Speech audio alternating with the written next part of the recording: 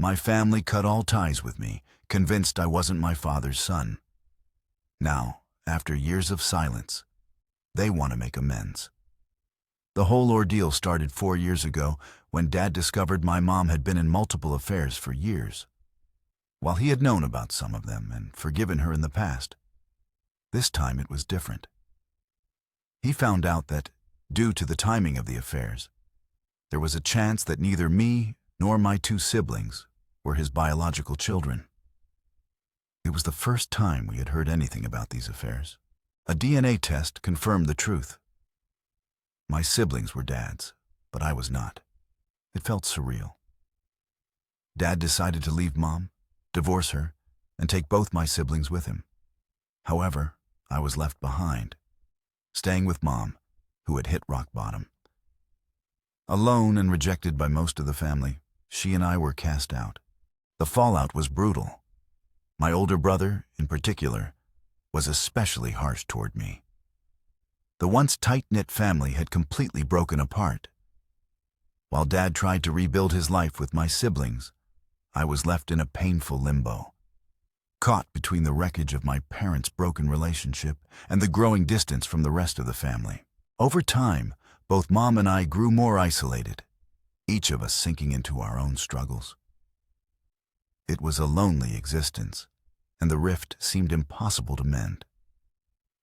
However, recently, after 4 long years, the family reached out to me, hoping to reconnect.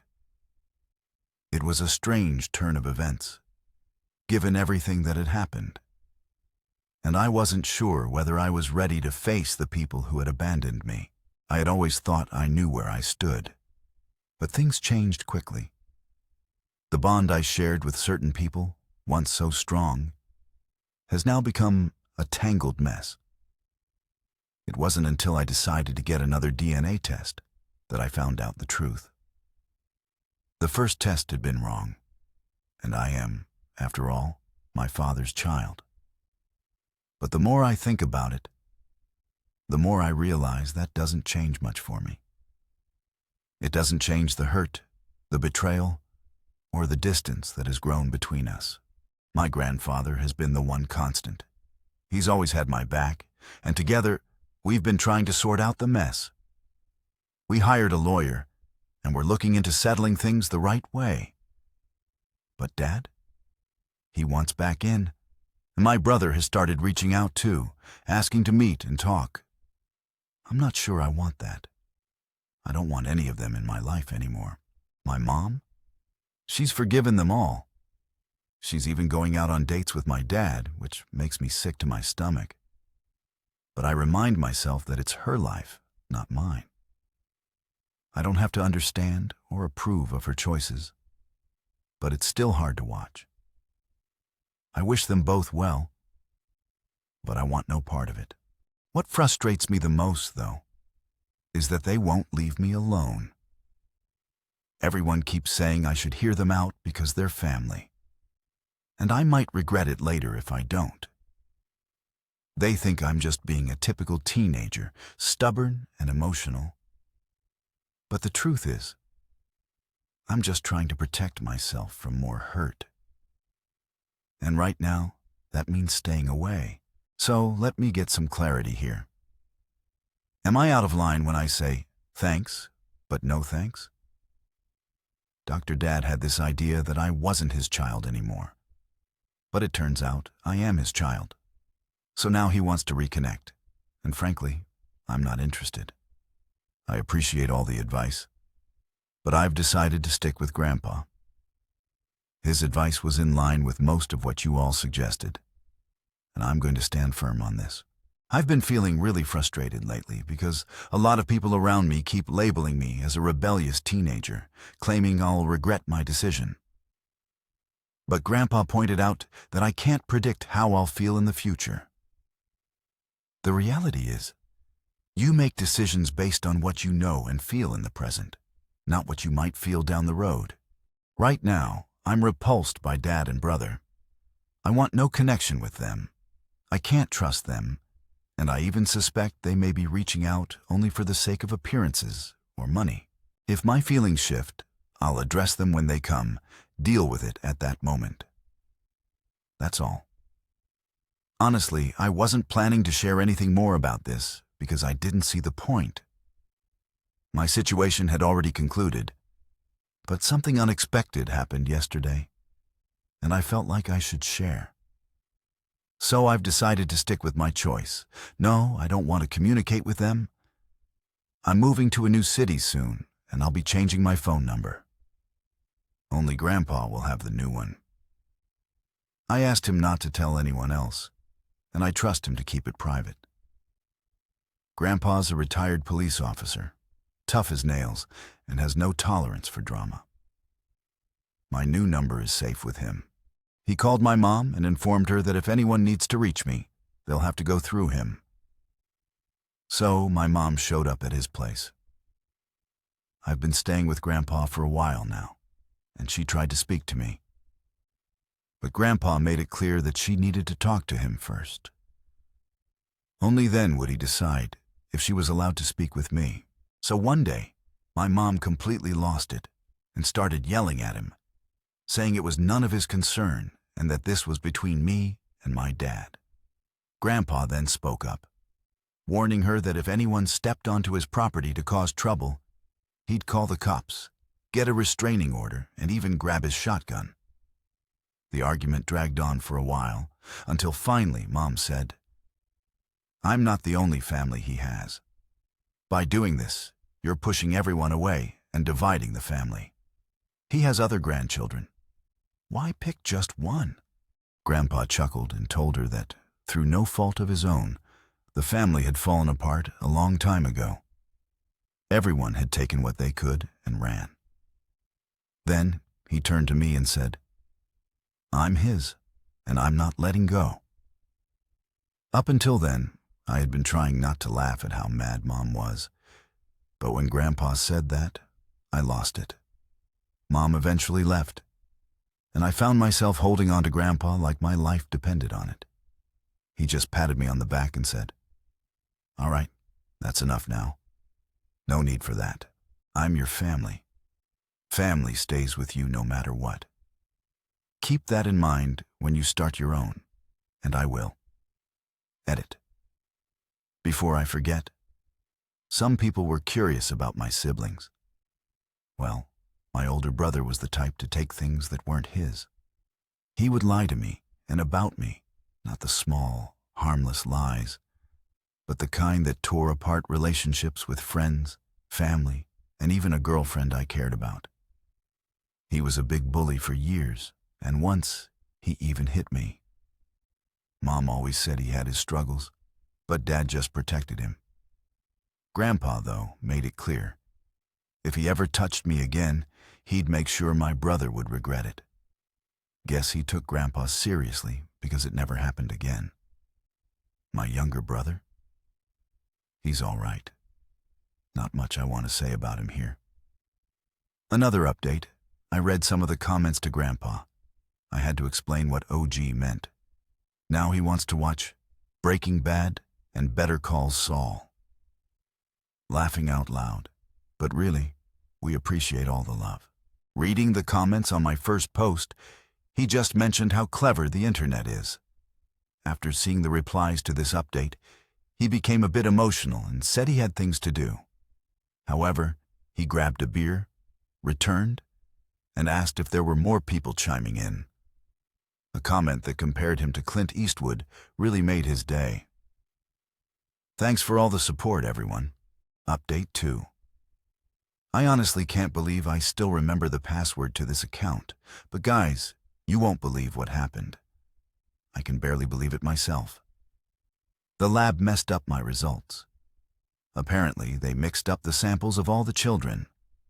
I am definitely my dad's biological son, but my older brother isn't, which is crazy because he looks so much like Dad. Maybe Mom just has a type. It turns out, the lab results that came with my name on them actually belong to my brother. He'll be confirming this with a different lab now, but I can't talk more about it. The settlement agreement has a confidentiality clause, so I won't be discussing it any further. See you. It's damn good money. So shush. But I had to share this because, laugh out loud if anybody is keeping score. I now believe in karma. It's crazy how things work out sometimes. Story 2. What's the wildest thing you've seen happen at Walmart? Well, let me tell you about the time I saw a little security guard leap like a superhero into action. This dwarf guard took a flying jump and started pounding on a guy in a Hawaiian shirt, who, by the way, was in his 60s, trying to steal about $600 worth of steak. This guy was a regular, always coming in about once a month, filling a cart with meats like brisket, pork ribs, you name it, and then bolting out of the store without paying. He'd dash to his truck, unload everything, and drive off. Walmart had no luck catching him, but they were watching closely. I was working my usual shift, handling the counter, when I heard a commotion behind me. "Sir, don't do it. Just step away from the cart." Security had finally cornered him. The thing is, Walmart security doesn't have much authority. They can detain you, sure, but they can't actually hold you down or restrain you physically. This made it even more intense when the guard, who was quick on his feet, took matters into his own hands. It was a scene straight out of a movie. The old man, trying to make a break for it again, didn't know what hit him. The guard was all over him in seconds, landing punch after punch until the guy was on the ground, unable to get away. It was clear that the whole thing had been a game of cat and mouse for the past few months. The steak thief was probably expecting to escape, but karma had other plans. You can leave at any time you wish. I turn around and spot a man with a shopping cart full of steaks. He begins to stutter, desperately making excuses while trying to act casual. "Sir, please just come with us," the security guard urges. "Let go of the cart, sir." The security guard, who was the head of the team, was trying to calm him down. He was a relaxed guy in his 30s, but built like a wall.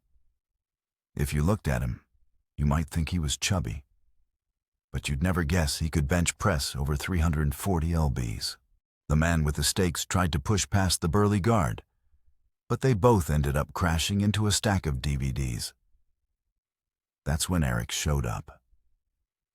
Eric was a short man, perhaps not exactly a dwarf, but certainly someone with a growth condition. Standing at a maximum height of about 4 feet, he would resemble a 12-year-old if it weren't for his incredibly muscular build. He was one of those guys who was always looking for trouble, as though he had something to prove. 2 burly guys were standing in the aisle when one of them made a move to get up.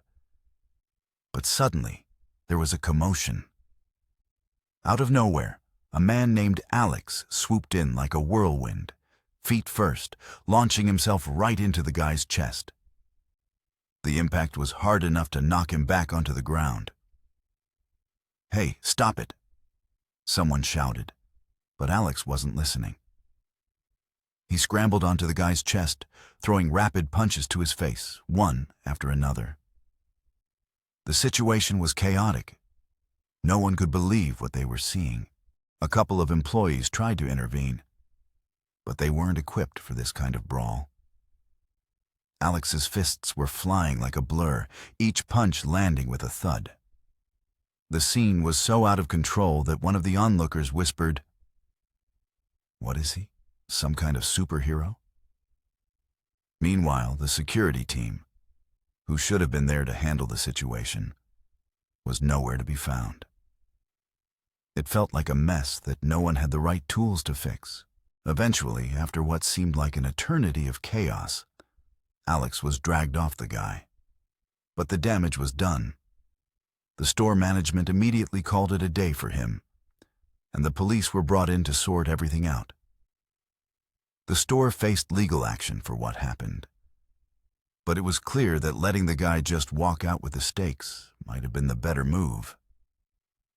At least, no one would have gotten hurt. In a twist of fate, it turned out that Alex's real name was actually Brian, and he wasn't just a regular guy trying to do the right thing. He He had a criminal past, with charges that had recently led to him being in trouble again for an incident that had caused a stir at a local event. His actions that day didn't just cost him his job, they might have cost him his future. Life is unpredictable. One moment, everything seems normal, and the next, a sudden change can completely alter the course of events. People often go through phases of uncertainty, but it's these moments that lead to growth and discovery. Sometimes, you may find yourself at a crossroads, unsure of which direction to take. Yet, with time, you realize that these moments, though challenging, bring clarity. There are days when nothing seems to make sense. The routine you once followed so diligently starts to feel suffocating. But just when you think things can't get any more confusing, a new opportunity presents itself. It's a reminder that change, though unsettling at first, has the potential to bring about something better. Life has a way of surprising you when you least expect it. During these moments of confusion, it's important to stay grounded. Trusting the process and having faith that things will work out can make all the difference. Often, it's the struggles that teach you the most valuable lessons. Looking back, you realize that the toughest moments were the ones that shaped you into who you are today. Embrace uncertainty and let it guide you toward new beginnings. Ultimately, life's unpredictability is what makes it beautiful. The highs, the lows, the unexpected twists, all of it contributes to the journey. Embrace each chapter, knowing that every experience is a step forward, even when it feels like everything is falling apart. Remember that it could very well be the start of something amazing.